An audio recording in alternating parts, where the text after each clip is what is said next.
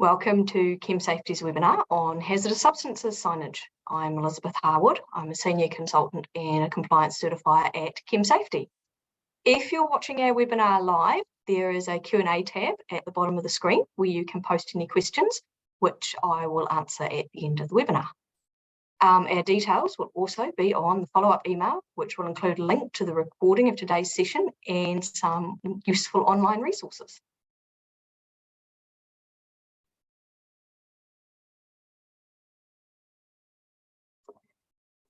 So, signage, health and safety signage. What is the point of our signage? It's there to regulate and control our behaviour, and it's there to warn of potential hazards and to provide emergency information. Some sites have a lot of signage, some sites don't have so many, but it's always there. The style and the format of these signs is set out in the New Zealand and Australian standard for safety signs in the occupational environment, and that sets out the different styles and signs of all the actions required.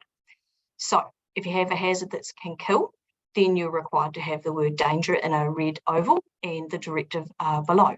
So an example of that is danger, high voltage, authorised personnel only, in that little example that I've got there. So then we've got actions that are required. So things like regulating and controlling behaviours, things like wearing your protective equipment and things like that. That's our blue circles with the directive and the clear identifiable pictogram on them. And then, of course, we have the universally understood ones, which are our prohibition signs: no smoking, do not enter, authorised personnel only, and all the rest of it. So hazards that can injure, sorry, I forgot that one. That's the yellow. With the black triangle and the identification of what that hazard is. So hazardous substance signage, where does that fit into this? Well, hazardous substance signage is intended to do pretty much all of these things in one: to warn of a potential hazard in a consistent way, to tell you that there is something to do or not to do, and to provide emergency information, in this case, what to do in the event of an emergency. So that's a sort of little bit of a background about our signage and what it is intended to do. So the requirements for hazardous substance signage are set out in the hazardous substance regulations, and it's part 2, so it's right at the very beginning of the regulations. So these regulations set out the volume above which you need to have hazardous substance signage. They've set out the locations in which you have to have the hazardous substance signage, and they tell you what you need to have in the signage for each of the hazard classes. So just a little side note here, the regulations currently refer to the HAZNO classes that require signage. Of course, some of you will be well aware that New Zealand EPA has adopted the GHS classifications, but these changes haven't been made in the hazardous substance regulations yet. So the regulations still refer to the HAZNO classes. And that's what I'm going to refer to as I go through this presentation. If you want to know more about the changes from the HAZNO classes to the GHS classification and what this means for your business, you can go over to our YouTube channel and watch the webinar done by my colleague Janet earlier this year. And Chrissy will put a link to this in the follow-up email. So what about if you have less than the threshold amount of a hazardous substance on your site? Do you still need signage? Well, the answer, of course, to that is yes, you do still need signage. You need to go back to the requirement for a PCBU to manage a hazard on site once it's been identified. So if you have less than the hazardous substances thresholds on site, for example, you might need some warning signage, things like this: no entry, authorised personnel only. So, for example, if you have a laboratory, you might want to warn people that there is a flammable liquids store there. So this one's pretty common: danger, flammable liquids, no smoking. And of course, we have warning signage for flammable gas, just as an example. These, of course, are examples. They're not the be-all and end-all of signage. If you have other hazards on site, then obviously you're going to need different signage. So what I'd like to go through now is just the idea for what the regulations say in terms of the thresholds for signage, because these can be quite important, particularly if you have multiple products on site. So the first item is obviously we have a whole bunch of volumes above which you need hazardous substance signage. And these are presented by class, not substance. So other than a few special products such as petrol, zinc phosphide, which is a fumigant, and Roundup and fertilizer, which have their own specified thresholds, otherwise they're all done by class. The first one that I'd actually like to bring you to your attention is LPG, because LPG has a few different thresholds. And the first one is LPG in a building. So the threshold for this is 50 kilos. If you have 50 kilos of LPG in a building, then you need full hazardous substance signage at every entrance to the building. If you're using LPG in a flammable, as a flammable gas, but in a refrigeration system, then you need to have hazardous substance no matter what the volume of that refrigeration system is. So what does this 50 kilo threshold mean? Well, basically it means that if you have more than one 45 kg cylinder in use, so for example, you have a gas torch and a 9 kg cylinder for brazing in a workshop, then the signage threshold for LPG inside has been exceeded, and you need HazChem signage for LPG at every entrance to that workshop. So the requirement for having the signage for LPG in a refrigeration system is a direct result of the fire at the cool store in Tamaheri, and the fact that the Derek Lovell firefighter lost his life there because they were using flammable gas in a refrigeration system and there was no signage.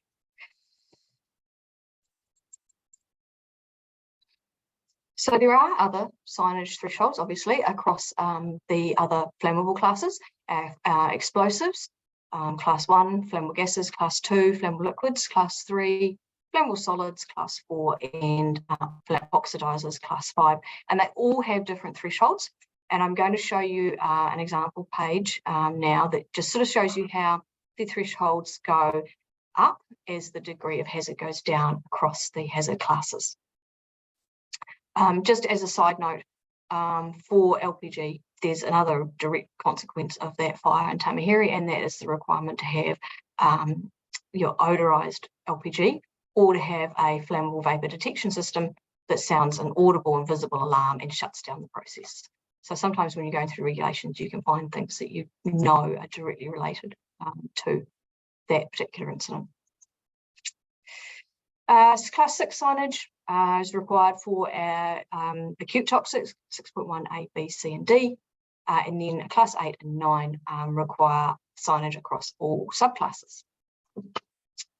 So just as an example of how these signage thresholds change as your hazard classes change, you see here as our degree of hazard gets lower. So for example, our flammable liquids, we've got class 3.1A, which is our very flammable liquids like petrol. You'll notice petrol has its own threshold for signage here because it's a very common product on site. So flammable liquids, as we go down the hazard classes, 3.1A or petrol, we have a 50 litre threshold for signage. 3.1B, which is our flammable liquids such as ethanol, a lot of solvents and paints are this class. They have a threshold of 250 litres, which you'll note matches the one for petrol. 3.1C, which is again our slightly less flammable solvents. We're going into turpentine, for example, that sort of level. The threshold is 1,000 litres. And then 3.1D, which is things like our diesel, has a threshold of 10,000 litres. So you can see that this pattern is sort of repeated as we go through some of the other hazard classes. The high hazard, the degree of hazard has the lowest signage threshold, and as you go up, down the classes, the threshold increases. So this can also apply to different classes. If a substance has multiple classes, then there may be multiple signage thresholds applied to that particular product. And I'm going to give you a couple of examples of this in a moment.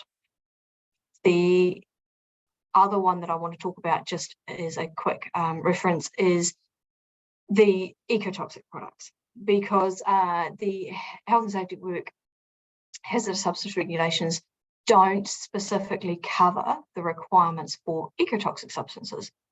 Because this class of product comes under the EPA's Hazardous Property Control Notice.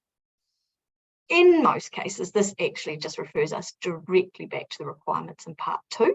So you would see I had Class 9 on the previous slide, and I've reproduced here what the hazard classifications and their signage thresholds are in the EPA notice. You'll notice that we have only one threshold for our hazardous substances in the terrestrial environment, and these are the ones that apply particularly to products that are intended to be used outside of a work area. And a lot of people will be familiar with this because a very common signage that you see on agrochemical stores is the 2WE agrochemicals and no smoking sign.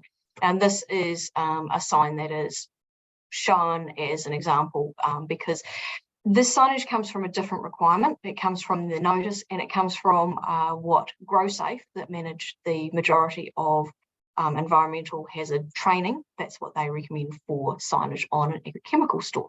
So that's what we see. How does the thresholds change as you go across the different classes for different substances? So this is a really good example. It's easy to understand. It's diesel. Diesel has two hazard classes that require signage. It's a 3.1D flammable liquid, and it is also environmentally toxic in an aquatic environment. And in this case, it's a 9.1B.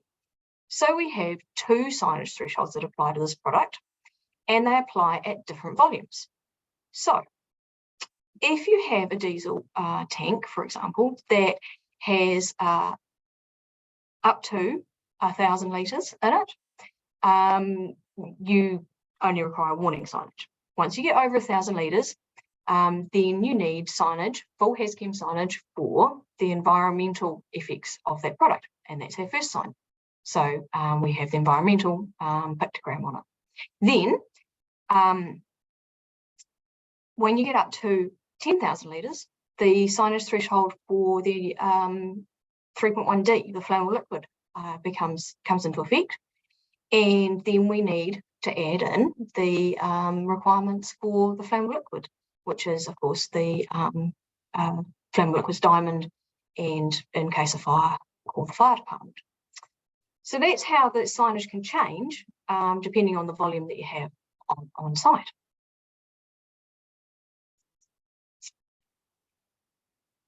So the regulations also specify where you need to put signage. And it's summarised very well in this little diagram, which I have taken from the Hazardous Substance workbook, which is published by WorkSafe. Some of you may be familiar with this workbook already. So what does the regulation say? The regulations say that if your hazardous substance is located in a room or a compartment, not in a room or compartment within a building, so it's just in the building, then you need signage at your earliest warning point. So this is going to be entrances to that building, and also all site entrances. So, for example, if you have a large open plan work area, which you have a hazardous substance in, then say, for example, a pickling bath, which contains an acid for cleaning metal in a workshop, and the volume of that bath is over the signage threshold for the hazard classes, then you're going to need to have warning signage for the contents of that bath at every entrance to the site and the building. If you have a flammable liquid store inside a building, and your hazardous substances in the hazardous substance store, then you need signage at the entrances to that store. But because it's in a designated place inside the building, you don't necessarily need signage at every entrance to the building or a site entrance. So there's a slight difference there. Then if you have your hazardous substance in an outdoor area, the signage is required to be immediately adjacent to that area, on the store, on the tank. If that's not practical, then as close to the tank as possible. So, for example, underground tanks, quite often the signage is on the building next to where the tank is located. Other things to consider, obviously, are how visible the signage needs to be. Is it obscured when a gate is opened or a door is open, things like that. The standard details about how to locate safety signage on site is in the standard. And one of the things that I noted was when I was going through that was that your signage shouldn't be located above your door because that reduces the visibility in the event of a fire. Site entrance signage. So this is the type of site entrance signage that the regulations require to be present if it's needed because the product is located within a building but not within a specified room. If you have explosives, just as a side note, I don't usually deal with explosives, but just as a side note, if you have explosives, then you need site entrance signage for those products, no matter where the products are stored on site. Some of the things to think about when it comes to site entrance signage. Who's the target audience? Now, in most cases, the target audience for your site entrance signage is going to be the emergency services. So I had a discussion with a contact of mine who is quite involved with the emergency services, and he said that there are some things to think about when it comes to site entrance signage, because the emergency services want site entrance signage for hazardous substances no matter where the substances are on site. But they actually want a few different things from the signage than is specified in the regulations. What they want to know is where are the hazardous substances on site, which, as detailed in the regulations, the signage that the hazardous substance regulations require won't tell them.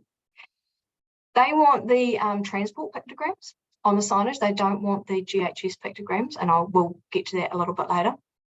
And they want flammable first, because that's the hazard that they're going to deal with. And they would really like a 24-hour contact number.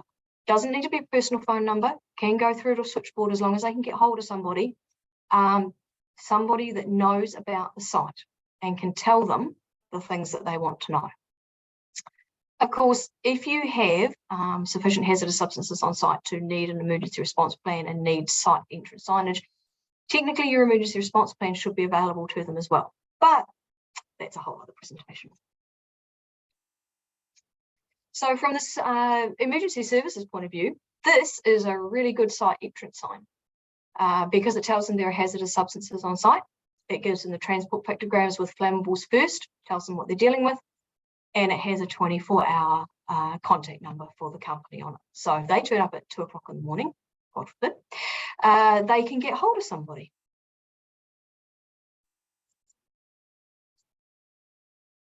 Site entrance signage, that doesn't necessarily help the emergency services. And first up, I know this is a terrible picture of a sign because it was taken through a car window on the way into site. But it is a good example of some of the things that don't help the emergency services. And these were some of the things that also attracted our attention when we drove through the gate. Because down here we have the sign for an oxidizer, but it's actually very hard to see. Because we also have a whole bunch of pictograms off to the side which are exactly the same colour but are actually warnings about other hazards on site. So it's a nicely balanced sign when it comes to the colours and the layout of the pictograms, but it doesn't necessarily tell the emergency services what they want to know, which is what are the major hazards that they're going to be dealing with on this site. Now, the other things that often appear on site entrance signage but don't necessarily help are GHS pictograms or unnecessary pictograms and words, and HazChem codes, because HazChem codes are about transport and they are intended to provide immediate information to the responding services about a single substance. So the determination of a HazChem code for a mixed site, it doesn't work in the way that they were intended to work. So a HazChem code at a site entrance doesn't necessarily give the emergency responders the information they actually require for that site. And they prefer actually not to see them because they are about transport, not stationary locations.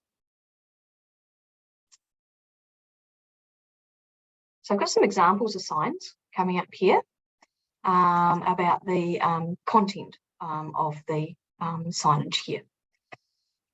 So what do the regulations require that you have on a sign?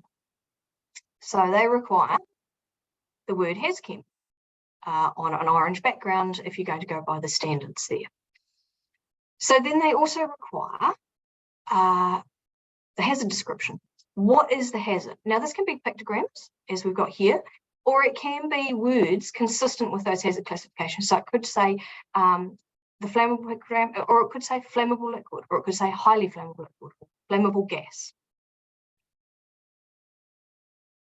What to do to prevent unintended ignition, unintended explosion, or reaction of your products. So in this case, since I'm using an example for diesel, the combustible liquid, we want to keep it away from ignition sources and no smoking. So we've also got some directions there for the aquatic effects. So in the event of a spill, contain the spill, protect your waterways. And then the final item that the regulations require is the action in the case of an emergency. In this case, calling for the fire service, emergency number, or the regional council pollution line. Obviously, this is going to change from location to location.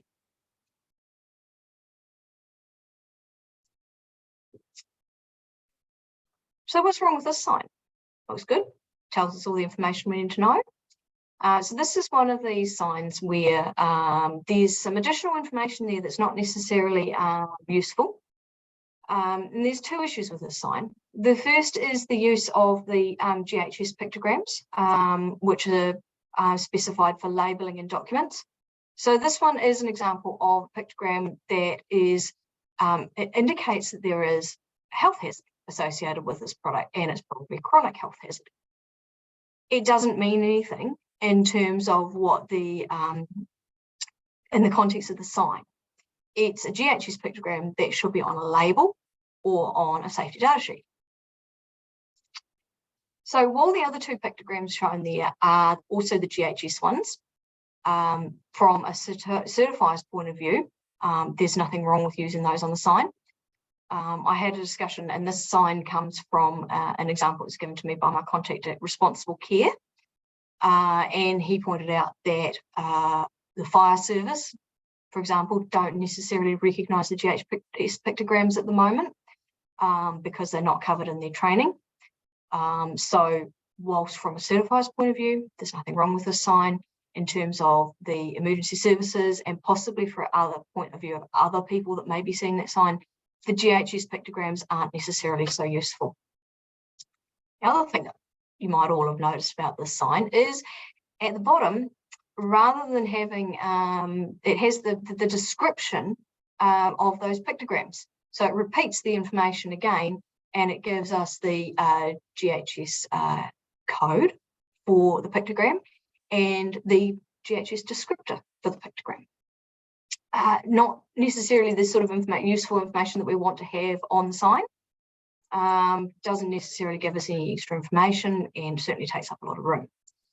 I have a sneaky suspicion that the sign ended up this way because somebody looked at the labelling requirements and applied those to signage, maybe without necessarily looking at whether or not those requirements should be applied to signage. So that's the first example. Another example of signage. So this one is a sign for a location that has a lot of different products on it. And you'll notice here, I've circled a couple of things that I've already talked about. So one was that it has HazChem code on the sign, and that is for transport, not necessarily for a stationary location. And the other one is it also has some interesting additions which weren't actually relevant to the products on site. This particular site I know doesn't have any explosives on site. And we've got the miscellaneous dangerous goods sign, which is the transport pictogram again. And it doesn't actually have any meaning in terms of the hazardous substances signage requirements. Other than that, it's a sign that meets the requirements and the regulations. The regulations also tell us how big our sign has to be, sort of. What the regulations say is that the signage has to be visible from 10 metres in varying conditions, and it gives the example of low light. So they don't necessarily specify how this is to be achieved. If we go back and look at the Australian standard for signage, AS 1319, it recommends a lowercase text size of 40 millimetres, which is 4 millimetres per metre of distance, or an uppercase size of 50 millimetres would meet the requirements for visibility at 10 metres. Just to give you context, this is a picture of a sign that meets the standard for text size, and it is clearly visible, minus the temporary work platform, obviously, at the required distance. In a practical sense, what we've found is that the text sizes recommended in this Australian standard are quite large. They're very conservative, effectively, and that we've really found that overall 35 millimetres as a text size will strike a good balance between visibility and overall size of the sign, because you can see it's quite a large sign there.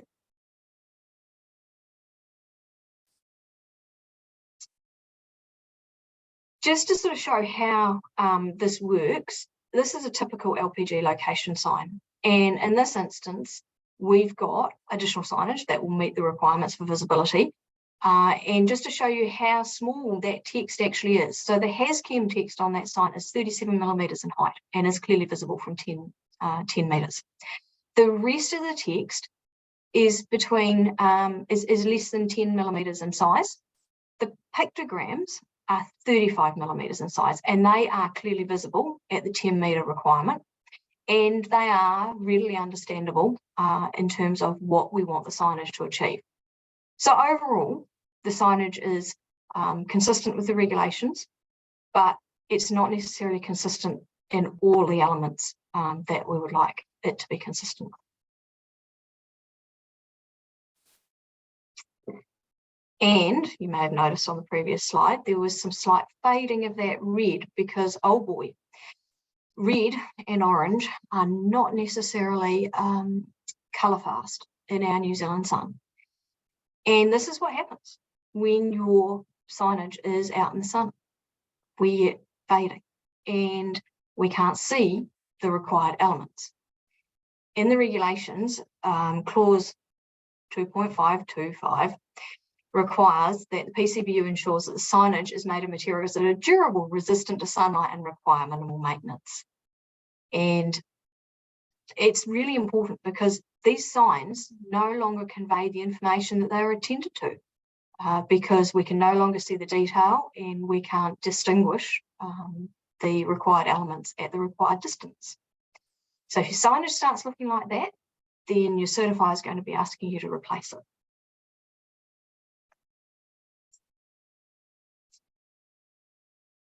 Some of the other locations that have requirements for signage that are detailed in regulations are service stations. And because no service station wants to have a massive big petrol sign out the front. And they have, in the regulations, they are specified that they must have the required HazChem signage visible at the point of refuelling. And because it's at the point of refuelling, it doesn't need to meet any of those size requirements. So you can see different examples of this here. Some of it is quite small, some of it is a little bigger and more visible. Transit depots. Now, transit depots are an interesting one because they can have a range of hazardous substances present, and having signage that you can change is not common and not easily available. So the requirements and the regulations for transit depot signage is simply that you warn that there are hazardous substances present on the site.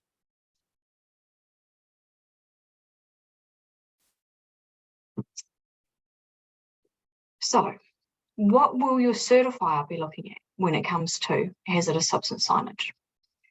So in terms of what we're looking for as a certifier, we are only looking for the certification items. So that may be at the location, or if the location is one that requires site entrance signage, then we'll be looking at that. We will be looking for the correct content of the sign, words or pictograms. We will be looking at the location of the sign as required by the regulations. So if your location is one that requires site entrance signage, then we will be looking for it. But if your location doesn't require site entrance signage, we will note whether or not it's present, but it's not a certification issue, so we won't necessarily go looking for it. And then we will be looking at visibility. We will be looking at visibility from 10 metres away. And if we can't see it from 10 metres away, then we will be looking at, does it need to be moved, does it need to be made larger, and those sorts of things. So that's what our certification list is when it comes to signage.